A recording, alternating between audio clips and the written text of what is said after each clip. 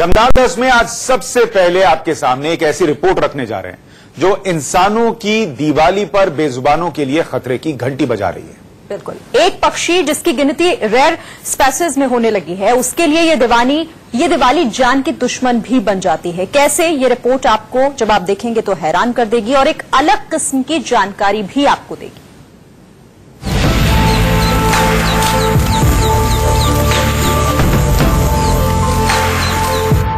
शुभ दीपावली पर खतरे में है उल्लू की जान।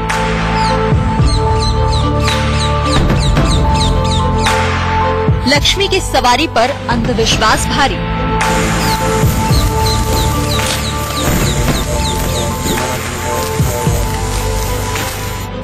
तंत्र मंत्र के चक्कर में उल्लुओं का काला कारोबार।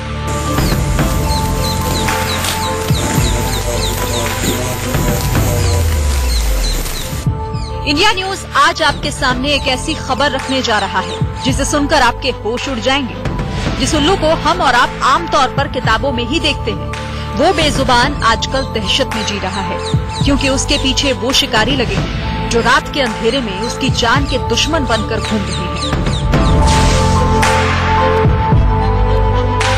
दिवाली का त्योहार नजदीक है और सब लोग इसकी तैयारियों में जुटे हुए हैं, लेकिन इसके साथ ही लगता है ऐसा कि शायद जो लक्ष्मी जी की सवारी कही जाती है उल्लू, उसकी एक शामत सी आ गई है। और उसका कारण ये है कि आज भी लोगों के मन में एक अंधविश्वास है कि दिवाली पर तांत्रिक क्रियाएं की जाती हैं तो उससे उनके घर में बरकत आती है, तरक्की आती है। और इसी के चलते कुछ मुनाफाखोर जो शिकारी हैं वो इन उल्लुओं को पकड़ रहे हैं। कहीं भी वीरान इलाका है वहां पर जा रहे हैं और इन उल्लुओं की तलाश करते हुए मोटे दामों में लोगों को बेच रहे हैं। कहते हैं कि उल्लू लक्ष्मी जी की सवारी होता है और इसीलिए उसे पूजा भी जाता है। लेकिन दिवाली के मौके पर तांत्रिक लोग उल्लू का इस्तेमाल तंत्र विद्या के लिए करते हैं और यही वजह है कि इन उल्लुओं की डिमांड अचानक बढ़ जाती है। अगर यूपी के मेरठ की बात करें तो यहाँ आजकल एक उल्लू के लिए 10,000 रूपए से लेकर 50,000 रूपए तक वसूले जा रहे हैं। होता यूँ है कि तंत्र मंत्र करने वाले लोग शिकारियों से संपर्क करते हैं और उल्लू खरीदने का ऑर्डर देते हैं, जिसके बाद ये शिकारी रात के अंधेरे में जंगल में जाकर उल्लू पकड़ते हैं। इसके लिए शिकारी कई बार फंदे लगाकर ही उल्लू को पकड़ लेते हैं, लेकिन कई बार लकड़ी पर खास तरह का केमिकल लगाया जाता है जिससे उल्लू चिपक जाता है और शिकारियों से पकड़ लेते हैं।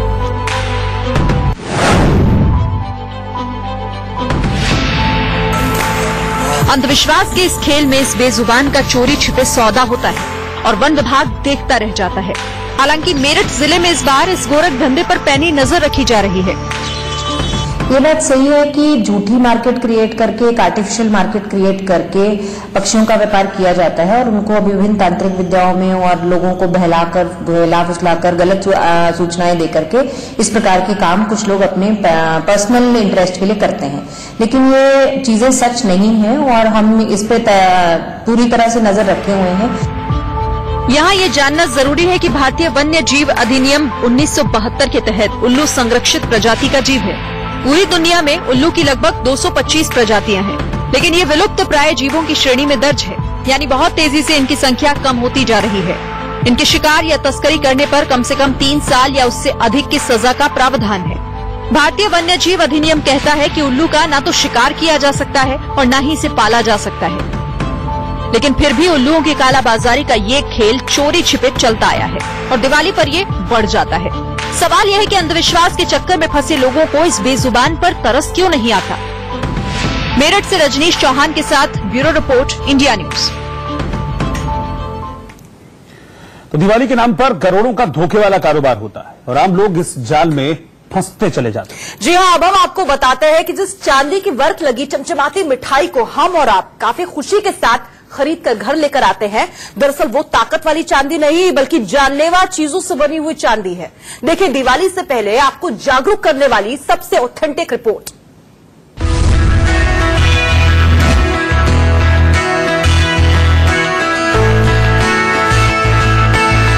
दिवाली पर आप बाजार से मिठाई खरीदने का प्लान कर चुके हैं, तोहफे में मिठाई देने की तैयारी भी कर चुके हैं, लेकिन जरा रुकिए, क्योंकि जो मिठाई आप खुद खाने वाले हैं, मेहमानों और दोस्त रिश्तेदारों को खिलाने वाले हैं, कहीं वो मिठाई के बदले जहर तो नहीं।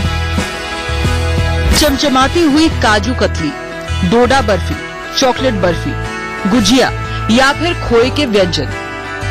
मिठाई की दुकानों में करीब करीब सारी मिठाइयां ग्राहकों को रिझाने के लिए चमकीले वर्क से सजाई जाती हैं। लेकिन अगर आप इस वर्क की सच्चाई जानेंगे तो इन मिठाइयों से तौबा कर लेंगे। वर्क गाय की ताजा आंतों के बीच में रखकर, ताजा खाल के बीच में रखकर पीटा जाता है। ये एल्यूमिनियम और चांदी का वर्क कहा जाता है, लेकिन ये जहरीला होता है और ये वर्क पूर्ण रूप से मांसाहारी भी होता है और इससे कैंसर जैसी जानलेवा बीमारी होने का अंदेशा रहता है। मिठाइयों पर चिपके चमकीले वर्क को आम लोग चांदी का वर्क समझते हैं। लोगों को लगता है कि इन मिठाइयों को खाने से उनके शरीर में चांदी की ताकत भी मिल जाएगी। FSSAI के मुताबिक भी सिर्फ 99.9% शुद्ध चांदी से ही वर्क बनने चाहिए, यानी शुद्ध चांदी से। लेकिन मिठाइयों पर लगने वाले वर्क में क्या क्या मिला होता है, जरा सुनिए। क्योंकि वर्क में सीसा, क्रोशियम, निकल तथा केडियम जैसी धातुएं मिली होती है। ऐसी धातुएं जब शरीर में खाद्य पदार्थ के रूप में जाएगी तो निश्चित रूप से कैंसर होने का अंदेशा रहता है। अब हम आपको चांदी के वर्क बनाने वाली फैक्ट्री में लिए चलते हैं। दरअसल चांदी की पतली शीट को पहले छोटे छोटे टुकड़ों में काटा जाता है। फिर चांदी की शीट के हर एक टुकड़े को जर्मन पेपर के बीच में रखा जाता है और फिर उसे काफी देर तक पीटने से चांदी का वर्क तैयार होता है। हमने आपको फैक्ट्री की तस्वीरें दिखाई, लेकिन रिसर्च की रिपोर्ट ये भी बताती है ये मांसाहार की श्रेणी में आता है। हालांकि मिठाई कारोबारी कहते हैं कि ये बातें पुरानी थी, अब तो मशीनों से बने वर्क भी आने लगे हैं। चांदी के वर्क में पहले जो चांदी के वर्क थे वो चमड़े में रख के बनाए जाते थे, पर आजकल ऐसा नहीं, आजकल सब मशीनों से बनने लगे हैं और चांदी के वर्क भी चलते हैं और मशीनों से बनते। हम लोग जैनसन वर्क अहमदाबाद से मंगवाते तो टोटली कंप्यूटर मशीनों में बन जाते हैं। सवाल उठता है कि चांदी के वर्क और नकली वर्क में अंतर को एक आम आदमी कैसे पहचाने। तो अब हम आपको इसके कुछ तरीके बताते हैं। पहला तरीका, चांदी का वर्क लगी किसी भी मिठाई को अगर उंगलियों से छुएं और उंगलियों को रगड़ने से चांदी का रंग गायब हो जाए तो वर्क असली है, और अगर उंगली में चिपका रहे तो इसका मतलब एल्यूमिनियम है। नकली वर्क थोड़ा मोटा होता है जबकि असली वर्क महीन होता है। अगर मिठाई पर लगे चांदी के वर्क को उतारा जाए और इसे गर्म किया जाए तो ये चांदी की छोटी गोली में तब्दील हो जाएगा।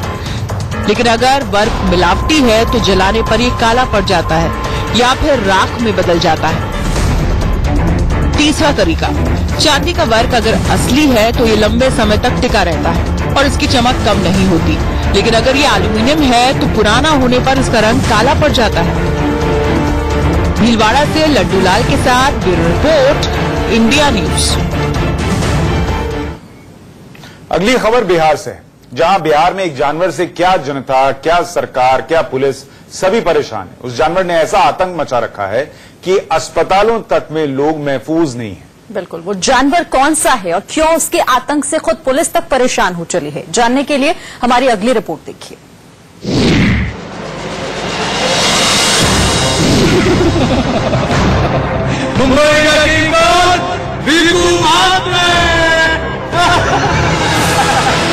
भीकू मात्रे तो फिल्मी किंग था, लेकिन आज हम आपको बिहार के असली किंग से मिलवाने जा रहे हैं। लीजिए, मिल लीजिए इनसे। जी हाँ, चौंकिए मत, ना तो हम मजाक कर रहे हैं और ना ही ये कोई शरारत है। दरअसल ये वही जानवर है जिसने बिहार में हंगामा काट रखा है। कभी ये थानों में रखी 8 लाख लीटर शराब पी जाता है तो कभी सरकारी गोदामों में रखा कई क्विंटल अनाज खा जाता है। लेकिन अब तो हद हो गई है, अब तो चूहे राजा बिहार में इंसानों का खून तक पीने लगे हैं।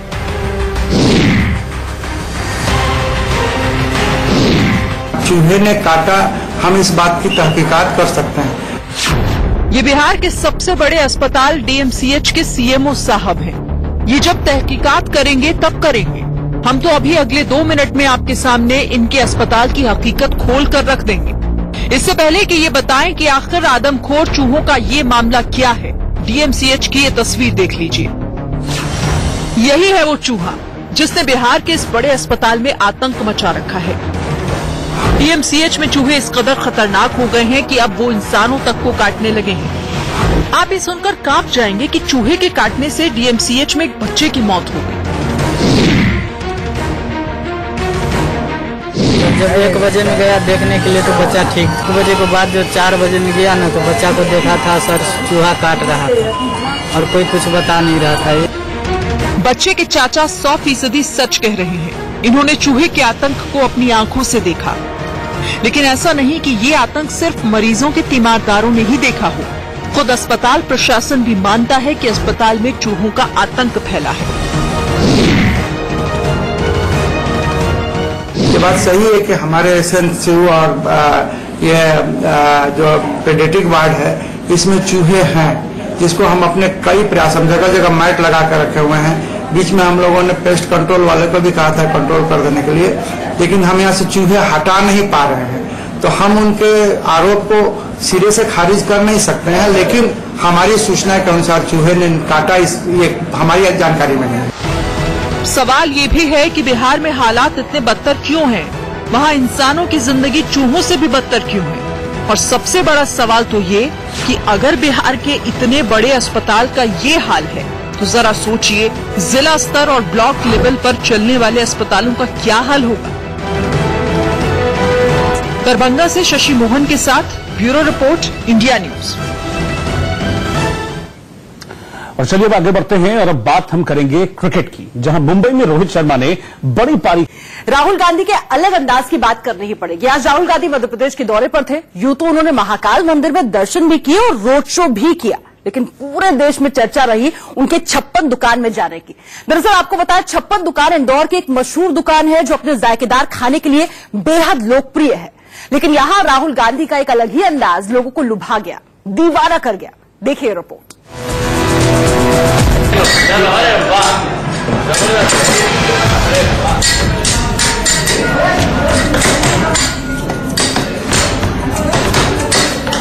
इन तस्वीरों में 2 चीजें खास हैं। एक तो आइसक्रीम बनाने वाले कारीगर का अंदाज और दूसरा वो ग्राहक जिसके लिए ये खास आइसक्रीम बनाई जा रही है। इंदौर की 56 दुकान के काउंटर पर जब साक्षात कांग्रेस के युवराज पहुंचे तो लोग हैरान रह गए। नीले रंग की टी-शर्ट पहने राहुल गांधी पूरे मनोयोग से इस कारीगर का हुनर देख रहे थे और जब ये आइसक्रीम उनके हाथ में आई तो वो हुआ जो राहुल का मास्टर स्ट्रोक।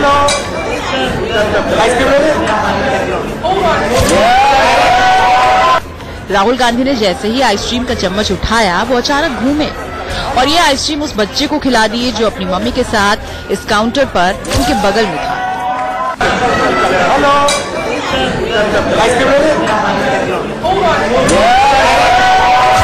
देश की सबसे बड़ी पुरानी पार्टी के नंबर 1 नेता का ये अंदाज वाकई अलग था और शानदार। और शायद यही वजह है कि जिसने भी राहुल का ये जेस्चर देखा वो हर शख्स राहुल गांधी का मुरीद हो गया, चाहे वो बड़ा हो या फिर बच्चा। साथ ही हमारे साथ एक नन्हा सा बच्चा भी है जिससे राहुल गांधी बहुत ही प्यार भरे तरीके से, स्नेह तरीके से मिले। हम दिखाना चाहेंगे हमारे दर्शकों को कि आप देखिए जब ये बच्चा राहुल जी के पास पहुंचा था तो उन्होंने काफी स्नेह किया और उस बच्चे से उसको गले भी लगाया है और काफी स्नेह करते हुए वो नजर आ रहे हैं। हम सीधे पूछते हैं, क्या नाम है आपका? मेरा नाम है समर चौरसिया और मैं राहुल गांधी का बहुत बड़ा फैन हूँ और मैं चाहता हूँ कि वो अगले पीएम बने। लोगों से मिलने के बाद राहुल गांधी ज्योतिरादित्य सिंधिया और कमलनाथ के साथ 56 दुकान में आम ग्राहकों की तरह एक मेज पर जम गए। एक ही प्लेट में उन्होंने कई आइटम मंगाए और सभी ने बारी बारी वो आइटम चखे भी। कुछ पाव भाजी टेस्ट किया, फिर उसके बाद उन्होंने मक्का की रोटी सरसों का साग खाया, उसके बाद में उन्होंने डाइट कोक मंगाया, लस्सी आई, देन उनकी इच्छा थी कि मिठाई खाई जाए। अब राहुल गांधी का मन मिठाई खाने का हुआ तो उनके लिए स्पेशल आइसक्रीम रोल पेश किया गया, लेकिन वही आइसक्रीम रोल एक बच्चे को खिलाकर राहुल गांधी लोगों का दिल जीत गए। और ये मेरा अहोभाग्य है, 3 पीढ़ी में जो इंदिरा गांधी से निहारते रहे, राजीव गांधी को निहारते रहे, 27 साल पहले मेरे घर के बाहर में उनको निहारता रहा, और आज वो अगर मेरी कुटी में आ गए तो ठीक वही होता है कि सुदामा के घर पे कृष्ण आ गया, तो फिर उसकी तो कोई बात नहीं थी। राहुल गांधी लोगों का दिल जीतकर सादगी के साथ चले गए, लेकिन ये सच है कि उनकी ये सादगी लोगों के दिलों पर गहरी छाप छोड़ गई है। अब देखना यही है कि राहुल गांधी की ये अदा आगामी चुनाव में वोटों में तब्दील हो पाती है या फिर नहीं। राहुल गांधी ने आज रोड शो किया है, महाकाल के दर्शन किए हैं और अब आम जनता से लेकर खास लोगों से मिल रहे हैं। बहरहाल ये देखना होगा कि राहुल गांधी का ये 1-to-1 आने वाले विधानसभा चुनाव में कांग्रेस पार्टी को कितना फायदा पहुंचाता है। कैमरामैन अरविंद रायकवार के साथ नाज पटेल, इंडिया न्यूज, इंदौर। तो राहुल गांधी का अलग अंदाज आपने देखा और हो सकता है कि राहुल का जो अलग अंदाज है उनको सियासी पिच पर कुछ फायदा पहुंचा सके, लेकिन दिल्ली में जिस तरीके से मौसम का अंदाज और मिजाज बदल रहा है वो दिल्ली वासियों के लिए, आसपास रहने वालों के लिए बिल्कुल भी अच्छा नहीं है। दिल्ली के दम घुटू धुएं पर एक रिपोर्ट हम आपको दिखाएंगे इस छोटे से ब्रेक के बाद।